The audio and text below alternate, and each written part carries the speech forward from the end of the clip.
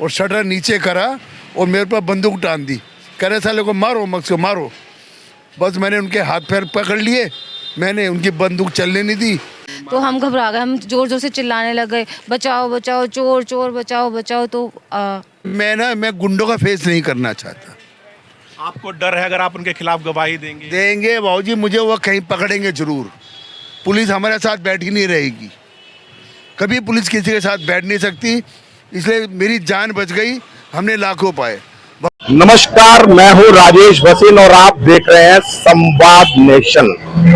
इस वक्त मैं खड़ा हूं मेन गोंडा चौक पर और कल रात को यहां पर कुछ अपराधी तत्व के लोगों ने 2 से 3 राउंड फायरिंग करी और एक वृद्ध पुरुष और महिला को लूटने की कोशिश करी। ये आपराधिक वारदातें क्यों हो रही हैं उसका कारण भी मैं आपको बताता हूं और उस वृद्ध दंपति से भी आपको मिलाता हूं। ये है गोंडा का मुख्य चौक है। यहां से एक रास्ता ये जो मौजपुर की तरफ जाता है, ये रास्ता सिलमपुर की तरफ जाता है और ये रास्ता गामड़ी चौक की तरफ जाता है। और मैं आपको लेके चल रहा हूं वारदात वाली जगह पर। दरअसल यहाँ पर एक शराब का ठेका है और सरेआम यहाँ से लोग शराब खरीदते हैं और यहीं पर कुछ खाने पीने की दुकानें भी हैं जहां से वो सामान खरीदते हैं आपराधिक तत्व के लोग, जिसमें कुछ जराइम पेशा लोग भी होते हैं। इसी वजह से यहाँ पर बहुत ज्यादा आपराधिक वारदातें बढ़ गई हैं। ये आप देख सकते हैं, यहाँ पर ये गोलियों के निशान आपको नजर आ जाएंगे। यहाँ पर एक और ये गोली का निशान है, पुलिस वालों ने एम्प्टी ले रखा है। यहाँ पर भी एक गोली का खोखा गिरा था और सुम्फा सेविंग मशीन यहाँ पर यानी सिलाई मशीन की दुकान है। सिलाई मशीन के यहाँ स्पेयर पार्ट बिकते हैं, सिलाई मशीन भी बिकती है। और ये है वो बुजुर्ग दंपति जिन्होंने बहुत ही निडरता का परिचय दिया। मैं उनसे भी आपकी बात करवाता हूं किस तरह उन्होंने ना केवल अपने जान माल की रक्षा की, अपने प्राणों की रक्षा करी और इनकी बहादुरी की वजह से वो यहां से लुटेरे डर के मारे भागे। अभी तक लुटेरे पुलिस की गिरफ्त में नहीं आए हैं। मैं उन दंपति से आपकी बात करवाता हूं। मैं उस बहादुर बुजुर्ग दंपति से आपको मिलवाने जा रहा हूं जिनकी दुकान में कल रात तकरीबन 7 बजे के करीब ये वारदात हुई। सबसे पहले आपको कोटि कोटि नमन है कि आपने अपनी बहादुरी का परिचय दिया। अपनी बहादुरी का परिचय देते हुए ना केवल अपने जान माल की रक्षा करी बल्कि इस दुकान को लूटने से बचा लिया। सर, सबसे पहले मैं आपका नाम जानना चाहूँगा। जितेंद्र गुप्ता। गुप्ता जी, आपकी कितनी उम्र होगी? 67। आप बता सकते हैं कल तकरीबन कितने बजे वारदात हुई और पूरी घटना की विस्तार से आप जानकारी दीजिए। 7:15 बजे करीब आए। पहले वो लड़के 10 मिनट पहले आए, कोई सामान का रेट पूछा, फिर दूसरी जगह चले, कहते इनका रेट महंगा है। फिर वापस आए, क्या साले तू बहुत बनता है अपने आप को, और शटर नीचे करा और मेरे पर बंदूक टान दी। कह रहे साले को मारो, मक्स को मारो। बस मैंने उनके हाथ पैर पकड़ लिए, मैंने उनकी बंदूक चलने नहीं दी। इतने में बाहर से शटर खोला, किसी ने खोला मेरी बचाओ बचाओ की आवाज़ सुन के, तो उन्होंने एक की टांग पकड़ी, फिर उन्होंने हवा में फायरिंग करते हुए 2 फायरिंग करते हुए भाग गए। वो यहाँ पर किसी व्हीकल से आए थे या पैदल ही थे? ये नहीं पता, सिर्फ पैदल ही आए होंगे। जब दुकान का शटर उन्होंने डाउन किया होगा तो आप चौंक गए होंगे, आपके मन में ये घबराहट क्या हुआ? मैंने कहा ये एकदम क्या हुआ? मैंने कहा आज तो हम गए, आज हम लुट गए और हम मारे गए आज हम। अचानक उस वक्त आपके मन में क्या विचार आया जो आपने उन पे एकदम उनको आपने रोका और उनको एकदम? नहीं, उसने शटर जैसी नीचे करा ना, उन्होंने मेरा गिर में पकड़ के साले को मारो जान से, तब मैंने उनका कस के थामा। मैं साला मेरे को मारेगा तू? फिर मैंने पकड़ लिया कस के उनको और हाथ नहीं छूटने दिए उनके। बंदूक चलने की आवाज़ घूमने नहीं दी, मतलब मूवमेंट नहीं होने दिया। इससे वो घबरा गए। उन्होंने उस वक्त शोर विचारा वगैरह मचाया होगा? हाँ, शोर मचाया ना, बचाओ बचाओ। शटर तो बंद था, तो लोगों ने आवाज़ सुनी मेरी, तो शटर खोला गया। शटर खोला गया, शटर खुलते ही वो यहाँ से भाग लिए। वो भागे, फिर हवा में कह रहे गोली मारो गोली मारो, फिर हवा में फायरिंग करी 2-3, फिर भागे वो। इसी वजह से लोग डर के मारे उनको पकड़ नहीं पाए पकड़ होंगे नहीं पाए कि हमें भी गोली ना लग जाए। हाँ गोली से तो हर आदमी डरता ही है। मेरे साथ वो बहादुर महिला भी हैं जो इनकी धर्म पत्नी है। आप कोई नहीं, आप आइए, आप देखिए, आप अपना बयान दर्ज करवाइए, तो क्योंकि बयानों से पुलिस को सहायता मिलती है। ये देखिए, इधर आइए, थोड़ा सा आगे आ जाइए आप आज थोड़ा सा आगे आ जाइए। ये है वो नीडर बहादुर महिला। ये आपके आंख के नीचे भी एक चोट का निशान नजर आ रहा है। हाँ ये हाथ तब कुछ पता नहीं चला मुझे, हम घबरा गए थे बहुत ज़्यादा। उन्होंने कुछ सामान मांगने आए, एकदम बस मांगते मांगते वो अंदर आ गए, एकदम शटर अंदर। दो लड़के थे, एकदम शटर, एक लड़का तो इनको पकड़ लिया, दूसरे ने शटर डाल दिया।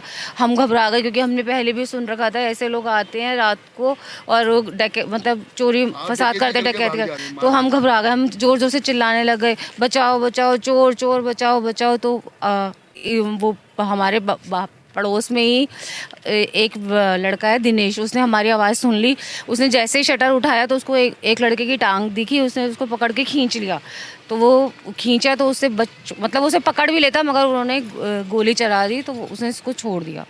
अच्छा बाबूजी, अगर आपके सामने वो दोबारा वो जो जिन्होंने यहाँ पर जो ये वारदात करी है आपके सामने आएंगे तो आप उनको पहचान लेंगे? पहचानूंगा तो भी मैं मना कर दूंगा। किस लिए? इसमें मैं गुंडों का फेस नहीं करना चाहता। आपको डर है अगर आप उनके खिलाफ गवाही देंगे? बाबूजी, मुझे वो कहीं पकड़ेंगे जरूर। पुलिस हमारे साथ बैठ ही नहीं रहेगी, कभी पुलिस किसी के साथ बैठ नहीं सकती। इसलिए मेरी जान बच गई, हमने लाखों पाए, भगवान जी ने मेरी रक्षा कर दी।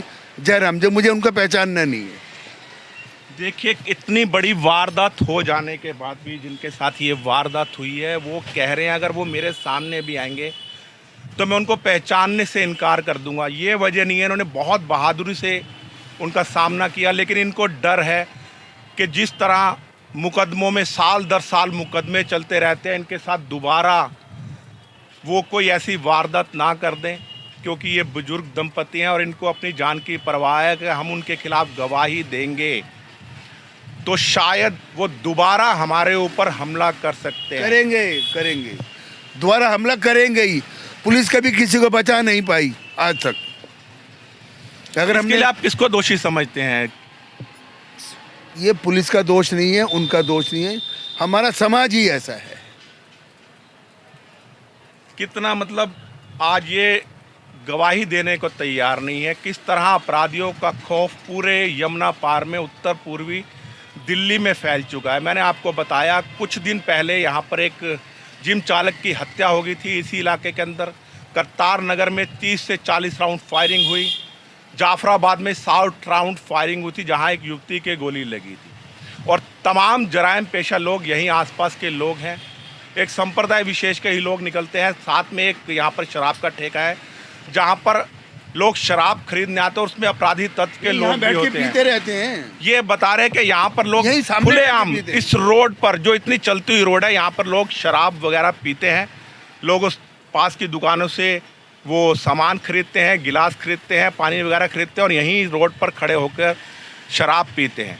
क्या पुलिस को ये सब नज़र नहीं आता? अगर पुलिस कार्रवाई करना चाहे तो इस रोड पर सैकड़ों सीसीटीवी कैमरे लगे हुए हैं। उनकी शिनाख्त के आधार पर, फुटेज के आधार पर वो उन हत्यारों को पकड़ सकती है। लेकिन इनके मन में डर है, अगर हमने उनको पहचान लिया तो आने वाले समय में वो दोबारा इनकी जान भी ले सकते हैं। यही डर है। ले लेंगे, जान ही लेंगे वो। और मुझे अपनी जान की परवाह है, मुझे ऐसे बयान नहीं देना। मैं आपको इसके लिए वाकया बताता हूँ। मेरी दुकान के सामने 6 महीने से 4 लड़के बैठे रहते हैं। सुबह 10 बजे आते हैं, 7 बजे जाते हैं, कोई काम नहीं करते, कुछ नहीं करते। वो मेरी दुकान की रेकिंग तो कर रहे हैं। और क्या कर रहे हैं? जब वो कोई पुलिस वालों को हमने बोल लिया, उनको नहीं हटाती, तो मैं अपनी जान की रक्षा अपने आप करूँगा ना। और मैं उनको कहूँगा क्या तू कौन होता है हटाने वाला? में हम तो यहीं खड़े रहेंगे। और बैटरी रिक्शा लगा रहे तो उसमें जैसे है ना रिक्शा, इसमें यहीं बैठे रहेंगे, यूँ देखते रहेंगे क्या हो रहा है, क्या कर रहे हैं। ये पूरी एक्टिविटी देखते हैं हमारी, जो कि नहीं होना चाहिए। जब यहाँ कोई दुकान नहीं है, सामने कुछ नहीं है, फिर भी।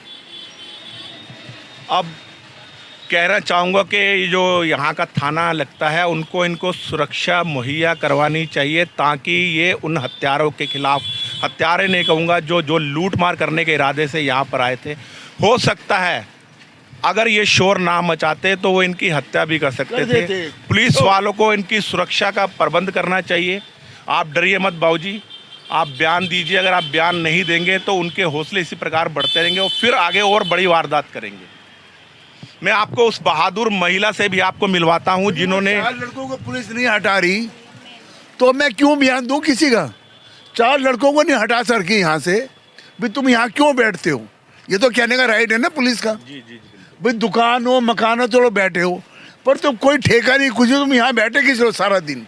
यहाँ पर नज़दीक में ही एक शराब का ठेका है, मैंने आपको बता दिया। उसकी वजह से यहाँ पर आपराधिक वारदातें बहुत बढ़ गई हैं। मैं उस महिला से भी मिलवाता हूँ बाहर जिनकी पड़ोस में जिनकी दुकान है। मैं उस महिला से भी आपको मिलवाता हूँ जिन्होंने बाहर से शटर खोला। ये समीप में ही आप देख सकते हैं परचून की एक छोटी सी दुकान है और इन दुकान को एक महिला चलाती हैं। ये मेरे साथ वो बहन जी हैं। बहन जी, कल रात को जब ये वारदात हुई आप अपनी दुकान पर ही थी? तो आपने क्या सुना, क्या शोर शराबा हुआ था? मेरे पति बैठे हुए थे बाहर, मैं अंदर थी। उन्हें ही आवाज़ आई अंदर से, कहने लगे बचाओ। एकदम से उन्हें महसूस हुआ। उन्होंने शटर खोला, देखा तो 2 अंदर घुसे हुए थे। उन्होंने आधा ही शटर खोल पाए थे। उन्होंने उसकी टांग पकड़ के खींची एक की, वो खींच नहीं पाया। उसने जैसे ही थोड़ा उसे महसूस हुआ उसने एकदम गोली चला दी। वो गोली शटर के अंदर ही लगकर गिर पड़ी है। वो शटर गोली से बचे है, मतलब ये समझो वो उनकी खुद की जान भी बची है इस तरह से। और उन्हें देखा तो हम उन्हीं को देख के मैं भी एकदम से चली देखा। वो खुद रो रहे थे, बुरी तरह घबरा रहे थे, कपकपा रहे थे। उनको देख के हमारी भी हिम्मत से टूट गई, हम भी उन्हीं को देखने लगे। इतने में वो निकल गए। ये है वो बहादुर महिला जिनके पति ने, आपके पति का नाम क्या है? दिनेश कुमार। दिनेश कुमार जी, जिन्होंने उस एक अपराधी की टांग पकड़कर खींची, लेकिन उन्होंने हथियार से फायरिंग कर दी। इस वजह से जान के डर से उन्होंने उसको छोड़ दिया और वो यहाँ से भागने में कामयाब हो गए। कब तक इसी तरह की आपराधिक वारदातें यहाँ पर होती रहेंगी? समीप में ही यहाँ पर मैंने आपको पहले बताया कि शराब का ठेका है और ये बिल्कुल मेन घोंडा चौक है। आखिर कब तक ये आपराधिक वारदातें होती रहेंगी? इसी प्रश्न चिन्ह के साथ मैं अपनी वाणी को विराम देता हूं। मैं राजेश भसीन, संवाद नेशन के साथ, मेन घोंडा चौक से।